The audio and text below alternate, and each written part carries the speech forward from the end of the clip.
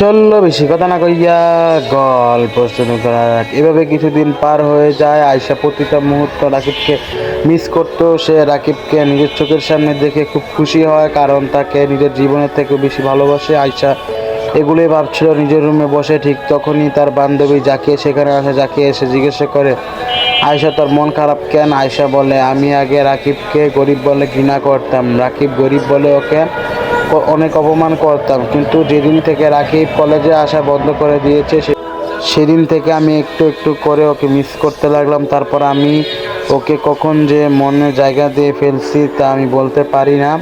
আমি বুঝতে পারলাম যে আমি ওকে ভালোবেসে ফেলছি। জাকিয়া বলে, তুই কি না ওর মধ্যে একটা ছোটো লোক ছেলেকে না ভালোবাসে? এটা বলতে আয়সার চোখ মুহূর্তে লাল হয়ে যায়। তখন আয়সা রেগে জাকিয়ার চুলের মুঠি ধরে বসা থেকে উঠিয়ে ঠাস ঠাস করে দুইটি চোর বসিয়ে দেয় জাকিয়ার গালে। তুই আমার বান্ধবী বলে বেঁচে গেলি, নয়তো আমি তোকে খুন করতাম। জাকিয়া দাঁড়িয়ে বললে, আমি বুঝতে পারি নাই তুই যে রাকিবকে এতটা ভালোবাসত। আমি জানতাম না, জানলে এভাবে বলতাম না। আয়শা বলে, তাকে ক্ষমা করে দে। তখন জাকিয়া বলে, ক্ষমা করে দে। আয়শা বলে, আচ্ছা ঠিক আছে, এবারের মতন তোকে ক্ষমা করে দিলাম।